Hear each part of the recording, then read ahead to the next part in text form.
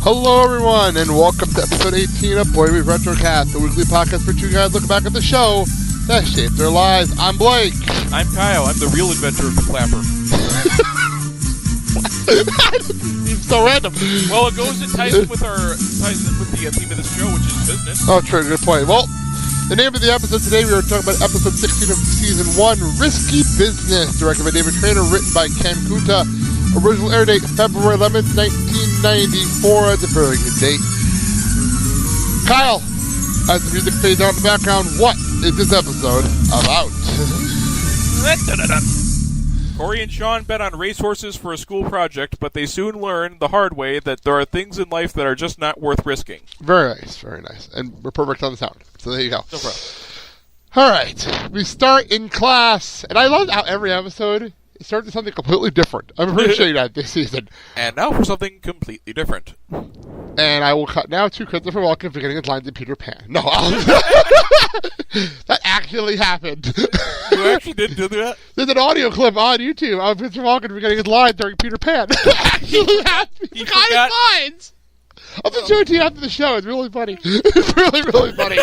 Anyway. Well, for whenever he was on SNL, he had to have cue cards, so. Oh, it's really funny. So, anyway. We start in class. Doesn't make his bits as the Continental any less funny. I'm going to show you that after the show. It's really funny. It's like 30 seconds, but it's so funny. We cut to class, and apparently the kids are paired up, and they have $1,000 of fake money to do for a project. Which, okay, cool. That sounds like a cool idea. Yeah. I love how Petey, though, I love how I forget in 6th grade that the teacher kind of runs every single class. Petey does everything. He does it all, including their laundry. That's a bit weird. And, of course, Minkus and Topanga are together, and they're making money. Fake money, but money nonetheless. Corey and Shawn haven't even started their project. What a surprise. What a big shock. But I love how Feedy tricks them into going to the board to show the fact that they did not do their work. And Minkus calls them out on it, and Feedy completely like, no! That made me laugh. You better just, as the class is dismissed, he just goes, come here. So, Feedy pretty much tells them, get your work done. Get it done. Right. You were right. He basically says, get your shit together. Yeah. Which, in typical Feeny fashion. Yeah. We cut outside the classroom. Minkus is hitting on Topanga in a very creepy way. That was creepy, even for Minkus. Oh, just remember, Topanga, 3 words. I have mace. I forgot to mention something in the classroom. Corey says that my middle name is Effort. Yeah. And Shawn's response is because it starts with F. What's his real name? Or what's his middle name? I don't actually know. Cornelius something. Oh, yes, Cornelius. Cornelius. Oh, give me a second. I'll look it up on the wiki as we continue on here. We go outside, and Minkus is hitting on Topanga, like we said. And this is when the bet starts. The bet that kind of sets the pace for this show. And I wrote down that Shawn used the word confident in her. Which, again, doesn't make any sense whatsoever. Him fail English? That's impossible. This is Shawn, though. Like I've always said, he's so not funny. He's so not smart at all. Smart at all. He doesn't have a middle name according to the wiki page, but it begins with the letter A. Oh, that makes sense because remember A.O. Matthews in the wrestling episode. I mean, A.O. Matthews in the werewolves episode that we covered earlier this year. So, oh yeah. So Shawn and Minkus go back and forth, and Corey pretty much says, "Well, we're not playing with real money," and Minkus wants to rate the stakes and use real money. Oh. But Corey doesn't have $100,000. Yeah. But Minkus says you get an allowance. Yeah. Corey's $5 is sacred. Yeah. And the bet gets raised at one point to $35. Until Corey pretty much uses the I'm invisible thing, which always makes me chuckle. Yeah. And he tried to pull Topanga in this to calm this whole thing down. Yeah. And instead of doing that, Minkus convinces her that he'll win, and she wants to bet $300,000. Which was hysterical. Oh God. Okay. So all of a sudden Shawn breaks out that his uncle is a bookie, which is random as hell. So considering Shawn's family. Well, wow. Well, I wrote exactly. We're trying to catch up here. It said here, Shawn wants to talk to his uncle betting on the horses. $10 on a 5-to-1 odds, and they get $50. And then they can sell the story and become movie stars. What? That doesn't even make sense. People have made movies about less.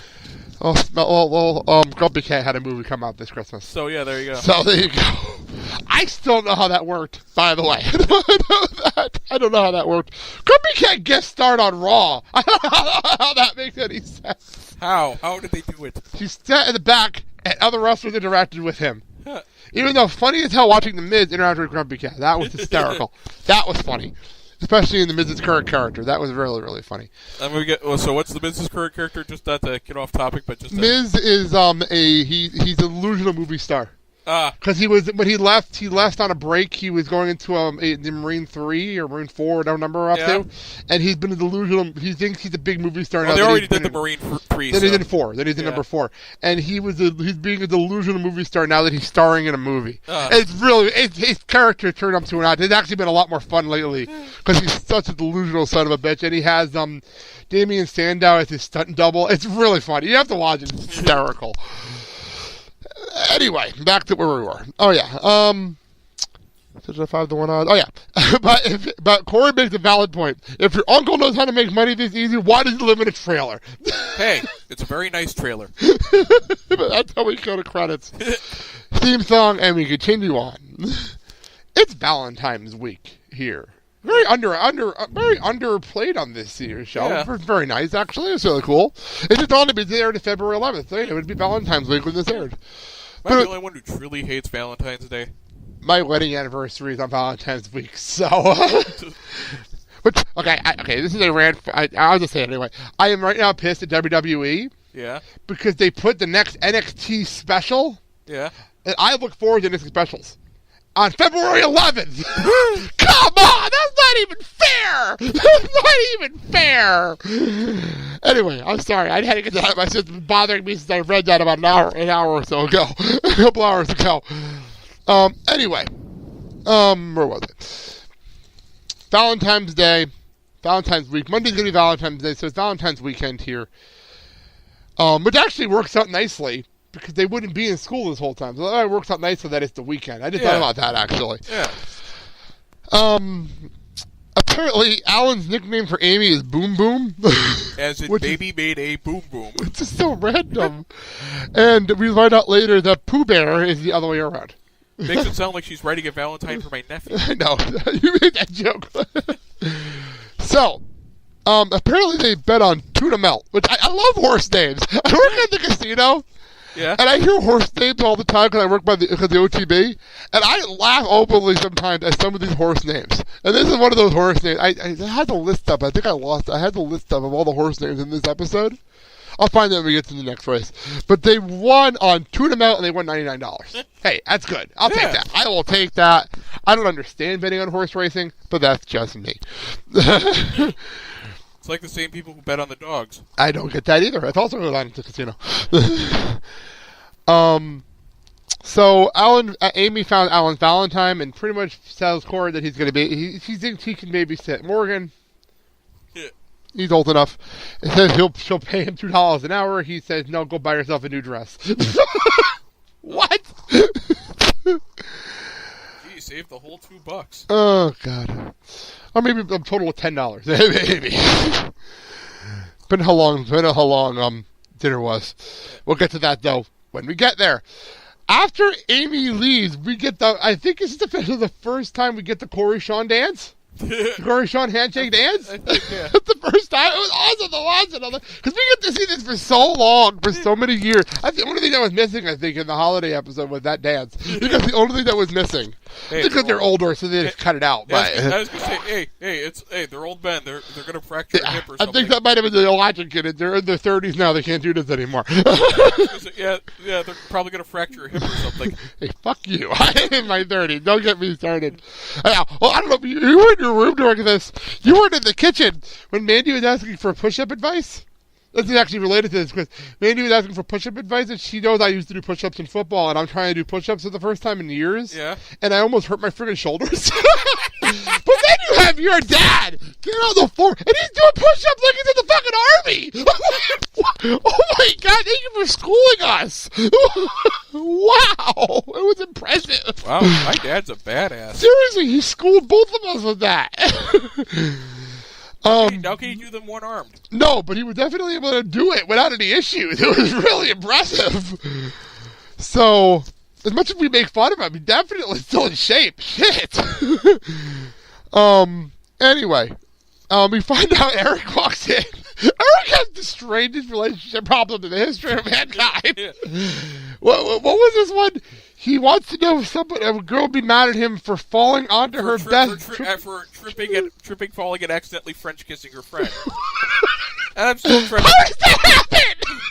Is it sort of like the people who get caught with someone and just said, I'm sorry, it's not what it looks like. Oh yeah, you tripped and your dick accidentally fell into my wife. There's a joke in Friends. I think I made this joke last time we had this kind of conversation. There's a joke in Friends during the first ever Rachel Ross fight. Yeah. Why did you slip and it just fell in there? It's a really funny joke. In the middle of a really vicious fight, it's a very funny joke. Well, I just wrote down Eric's relationship problems issues are so random. And Corey says you should take a risk and try to talk to her, yeah. And he says, "Because I'm Risk Boy." Da, da, da, da. And I forgot how many times in this season he does the blank boy. He brought him on the commentary track during a different episode. Like, I do that a lot this season. That goes away after season 1. That goes away because it got really annoying after a while. Is it any worse than Ed and Good Burger suddenly becoming Grape Nose Boy? Oh God! You bloobity, bloobity, bloobity, bloobity, bloobity, bloobity, bloobity, bloobity. You went there. Wow! I love that movie. The bigger the risk, the bigger the reward. We learned later. We get back to class, and that's what Feeney pretty much tells them because they pretty much tell him that we bet on the horses, but not with real money, obviously, according to Feeney. It's not real money. Yeah. But they really did. But according to them, they're also legal age because they're business. Exactly. It was a really brilliant loophole. I have to give them credit. Oh my God. Brilliant loophole. Were the stars in the right place for once? Well, they also, again, street smarts. Yeah. Exactly the street smarts argument I've been making this entire season. Yeah. They outsmart Minkus. Yeah. Topanga seems to like it. And you were talking over the scene, missed this. Yeah. That Minkus looked at her and called her a gold digger. And I do love Feeney's logic that, well, that's sometimes how people make money. Yeah. Hey, you can't be wrong because I didn't say you couldn't do it. Yeah. Right? I give Feeney credit. He didn't argue with it. I didn't say you couldn't do it. Right? Give him credit for that. Yeah. And then he's thinking, I must plug that loophole in next year. Yeah, pretty much. But like he outsmarted Feeney with the loophole. I give him credit for it. That doesn't happen often, so take it. Doesn't he also go, well played? Yeah, it was well done. Well played. So we cut back home. Wait. I gotta do it. Go. Well played, clerks. Well played. There you go. So we cut back home. And the boys are really relishing in this $99 win. By the way, they really are enjoying it. Hey, they're 12. Enjoy it. And I'm not going to argue with that. It's like Cartman getting Kyle's $20 changed into quarters and then putting it in the kiddie pool and just going, yeah. Like Scrooge McDuck. Scrooge McDuck. Kyle's money. Yeah, like fucking Scrooge McDuck. Yeah. We're really jumping around on references this episode. Wow, we're jumping around. Oh, yeah. So before we get to the next part, Eric walks in again. And this was so real. It get back to Eric's randomness when it comes to freaking female problems. He got the girl he wanted to date him because he hid in her locker and stayed in there for 3 periods. And even thanks the locker company. From Madison, Wisconsin. That made me laugh. That was funny.